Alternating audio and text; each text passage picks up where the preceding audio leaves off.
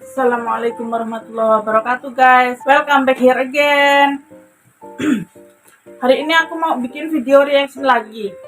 Ini aku mau nge-reaction videonya Girls Channel. Linknya ada di kolom deskripsi ya guys. Yuk cus, langsung kita mulai videonya. Ini tentang timnas kita guys. Lagi dan lagi. Here we go.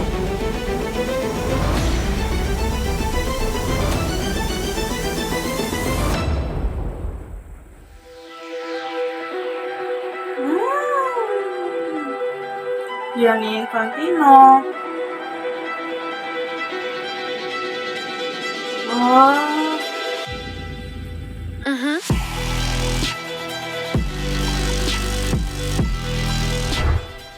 Sampai detik ini, Mimin masih nggak percaya kalau Indonesia bakal bisa seberkembang ini. Ya gimana ya, jujur aja, kami dulu sangat-sangat muak melihat prestasi timnas yang gitu-gitu aja. Yang bahkan lawan tim macam Thailand, Vietnam, atau Malaysia aja kelabakan. Memang salah satu faktor yang bikin timnas nelongso ketika itu, ya sudah pasti, karena federasinya GJ alias nggak jelas. Iya, benar. Akan tetapi, emang bener guys. Dulu aja aku ya, jujur, setiap melihat sepak bola tuh B aja gitu. Tapi sekarang di era STY dan Pak Erick Thohir, wow, amazing. Aku jadi nggak mau baru ini, ketinggalan baik guys. dari sisi federasi, liga, pembinaan, semuanya mulai berjalan ke arah yang positif. Dan imbas terbesar tentu saja ke tim nasional itu sendiri. Yap, dalam kurang lebih setahun 2 tahun terakhir, progresi timnas Indonesia bisa dibilang emang meningkat pesat. Terutama dari sisi hasil, skuad Garuda yang didominasi para pemain muda layak untuk mendapatkan apresiasi. Yang mana apresiasi itu juga muncul dari banyak media-media luar negeri, termasuk FIFA pun juga cukup sering memberikan atensi kepada Indonesia. Sesuatu yang sedikit banyak cukup membuat tim-tim rival di ASEAN cukup jealous. Terutama siapa? Ya sudah pasti, negeri sejuta nguyan. Yang mana mereka tambah dibuat panas ketika legenda timnas Belanda dan AC Milan, Ruud Gullit dengan terbuka mengatakan kalau sekarang ini level Vietnam berada di bawah Indonesia. Bahkan Gullit pun juga menegaskan jika level Indonesia pelan-pelan sudah mulai mendekati level timnas Jepang sejak dipegang oleh Erick Thohir sebagai ketua federasi. Emang bener kok.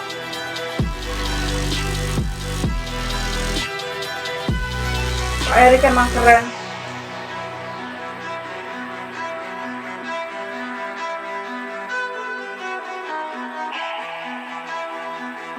The great Optimis, Erick itulah Thohir. yang sekarang fans timnas rasakan ketika melihat tim Garuda bermain. Bahkan untuk level AFF, di mana kita nurunin tim U22, rasa optimis itu tetap ada nyatanya. Yap, suka tak suka, untuk saat ini timnas Indonesia emang sedang menjadi komoditi panas di Asia. Setidaknya dalam 1-2 tahun terakhir, tim Garuda mampu mencuri banyak atensi dari berbagai pihak, khususnya media luar negeri. Meskipun semua tahu kalau Liga Indonesia masih dalam proses berkembang, namun jika berbicara soal timnas, ya jelas lain ceritanya. Yap, selama masuk ke era baru di bawah Erick Thohir dan juga Shin Tae-yong, prestasi timnas Indonesia beneran melejit, baik itu dari level senior maupun kelompok umur. Selain itu, beragam gebrakan yang ada nyatanya benar-benar mampu menarik perhatian banyak pihak, seperti di Piala AFF kali ini, ketika dengan yakin PSSI serta Coach Shin sepakat untuk memanggil pemain-pemain kategori U22. Sesuatu yang pastinya membuat para pesaing lainnya merasa jengkel dan menganggap Indonesia meremehkan ajang ini, walaupun sebenarnya ya nggak juga sih. Ya. Toh belum tentu loh timnas U22 rasa senior ini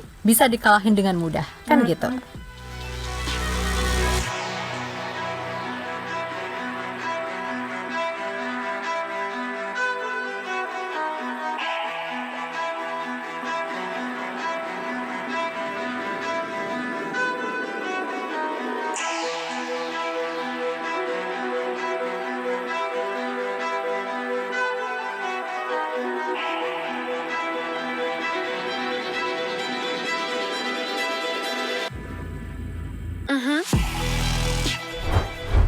Ya, berbicara soal timnas Indonesia, jelas pencapaian di round 3 ini boleh dibilang sangat-sangat di luar dugaan. datang dengan status skuad termuda serta diremehkan. Akhirnya, berkat doa, usaha, dan pasnya keberuntungan, Indonesia untuk sekarang ini mampu duduk di posisi 3. Ya. Dan seandainya mampu mengunci kemenangan atas Australia serta Bahrain, boleh jadi laga melawan China di GBK akan jadi laga perayaan bagi kelolosan Indonesia ke Piala Dunia. Amin. Amin, Nah, suka tak amin, suka, berkat penampilan bagus di round 3 inilah, atensi kepada Indonesia kian melebar, termaksud pastinya dari FIFA. Yap, setelah sebelumnya FIFA mengakui kalau Indonesia adalah tim yang paling seksi di Asia, kini FIFA pun semakin menyadari betapa ngerinya Indonesian Effect, terutama ketika tim Garuda meraih kemenangan. Dan melalui akun resminya, FIFA secara khusus mengulas sisi emosional ketika Indonesia sukses mengalahkan Arab Saudi 2-0, sekaligus jadi kemenangan yang bersejarah.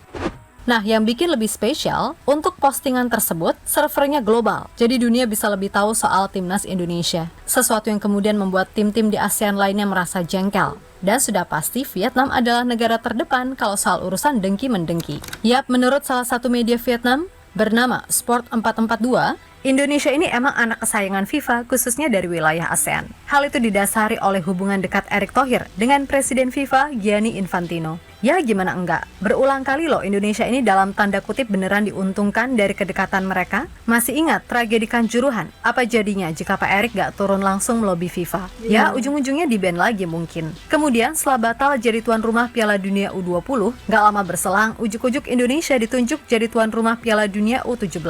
Dan lain sebagainya, termaksud soal urusan naturalisasi. Indonesia benar-benar dalam tanda kutip dipermudah, di samping juga sat-satnya pihak kita dalam mengurusi itu semua.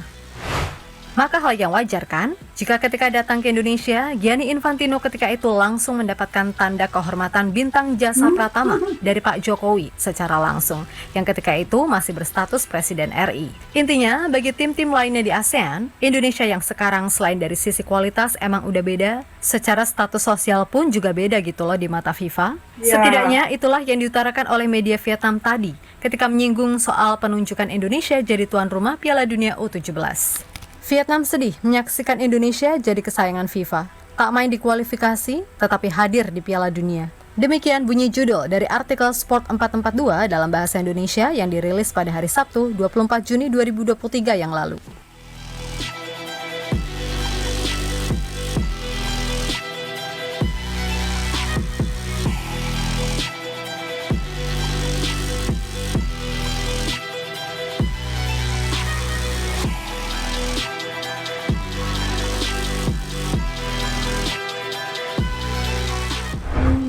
Sementara itu diketahui rasa dengki Vietnam ke Indonesia semakin bertambah. Tak kalah legenda timnas Belanda serta AC Milan, Ruud Gullit, yang ketika itu datang berkunjung ke Vietnam untuk sebuah event, dengan tegas mengatakan kalau sekarang ini level Vietnam berada di bawah Indonesia. Bahkan Gullit pun juga menegaskan, jika level Indonesia pelan-pelan sudah mulai mendekati level timnas Jepang sejak dipegang oleh Erick Thohir sebagai ketua federasi. Jelas dong, makin dongkol dan panas para Nguyen mania mendengar pernyataan dari sang legenda. Akhir-akhir ini, saya melihat Indonesia, Korea, dan Jepang bermain sangat baik. Vietnam butuh lebih banyak kesempatan untuk bersaing dengan tim-tim kuat di kawasan ini. Khususnya turnamen domestik yang benar-benar profesional dan sering, agar Vietnam dapat berkembang dalam jangka panjang dan berkelanjutan, ucap Gullit. Lebih lanjut, Ruud Gullit juga sedikit memberikan wejangan untuk sepak bola Vietnam agar bisa bersaing dengan tim-tim hebat di kawasan Asia. Menurutnya, sepak bola Vietnam saat ini membutuhkan sosok pemain terkemuka yang dapat menginspirasi para pemain muda untuk berkarir di Eropa. Karena jika nggak ada perubahan, ya udah bakal gini-gini aja atau bahkan bisa jadi ketinggalan jauh. Sepak bola Vietnam membutuhkan pemain-pemain yang unggul. Vietnam butuh pemain-pemain pelopor yang berkompetisi di Eropa dan menginspirasi generasi-generasi berikutnya. Hal kedua adalah lebih fokus pada pelatihan pemain-pemain muda untuk melakukan lebih banyak upaya untuk mempersempit kesenjangan. Tegas pemenang Ballon d'Or tahun 1987 tersebut.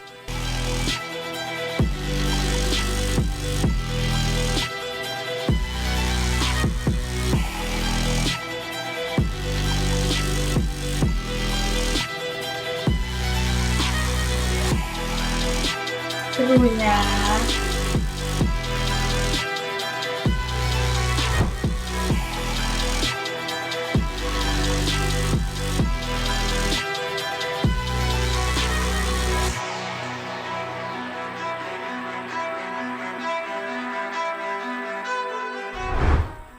Di sisi lain, menanggapi soal apa yang dikatakan oleh Ruth Gullit, mantan atlet ternama Vietnam, yakni Nguyen Hong Son, menyadari betul soal perbedaan level sepak bola negaranya di kawasan Asia.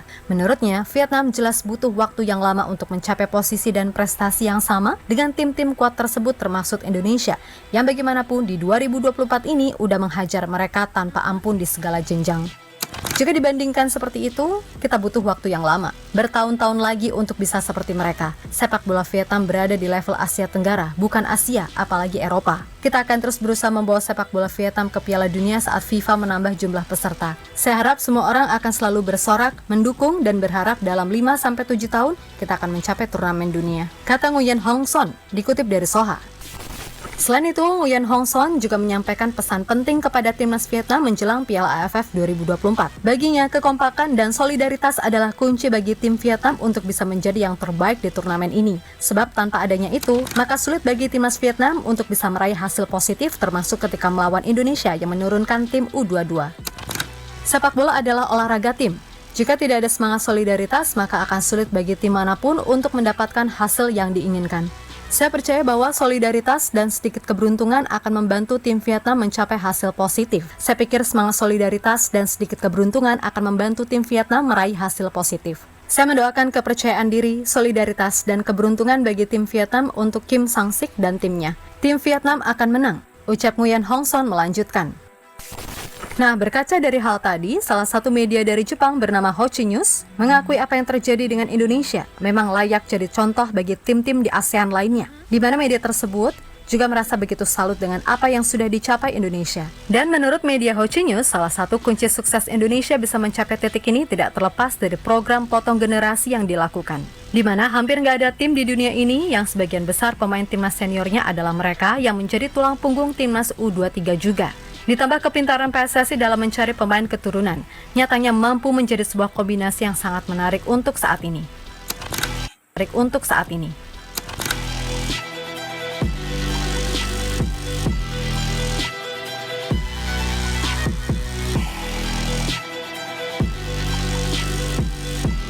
Aku jadi pengen langsung datang ke GBK, guys.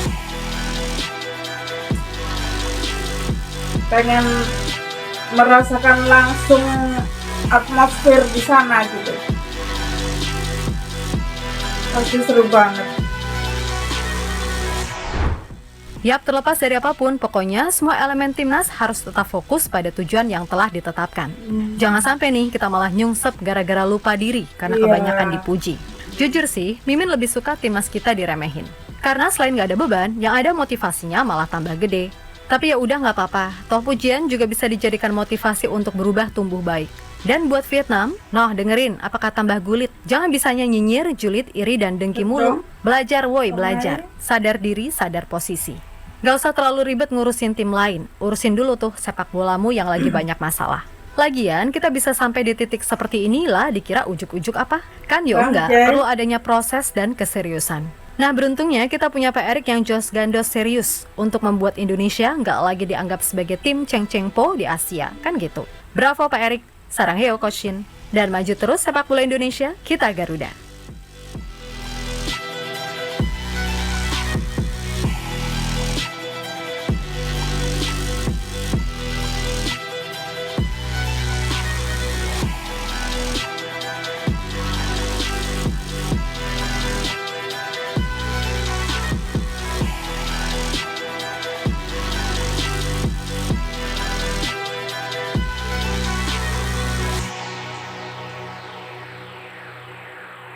Yes.